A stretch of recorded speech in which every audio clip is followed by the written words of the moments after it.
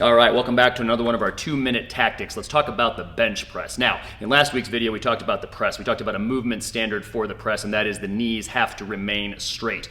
Among other reasons, it's a movement standard. If the knees bend, it's no longer a press, it's a push press. Likewise, in the squat, there's a movement standard. You've got to get deep enough, you've got to get depth. Your hip crease has to go below the top of your patella. In the bench, there is also a movement standard. Yes, of course, you got to get the bar locked out at the top, it's got to touch your chest at the bottom, but specifically, your hips, your butt, has to stay on the bench. If your butt comes off the bench, the rep does not count. And usually what's happening when people make this mistake is instead of driving up the bench like they should be, in other words, using their legs to drive up the bench to support their arch, to give themselves stability while benching, they are instead, accidentally, driving themselves up off of the bench. In other words, vertically up off of the bench instead of horizontally toward the bar. So make sure that when you're driving with your legs, you kind of want to think of driving your feet diagonally into the ground, not down directly into the ground because you're not trying to drive yourself upward, but instead diagonally. You can't drive them straight horizontally, of course, your feet will just slide, but there's got to be a hefty horizontal component to what you're doing with your feet so that you are driving yourself horizontally up the bench, not vertically up off of the bench.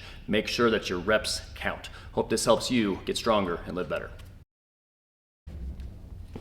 All right, welcome back to another one of our 2-minute tactics. Let's talk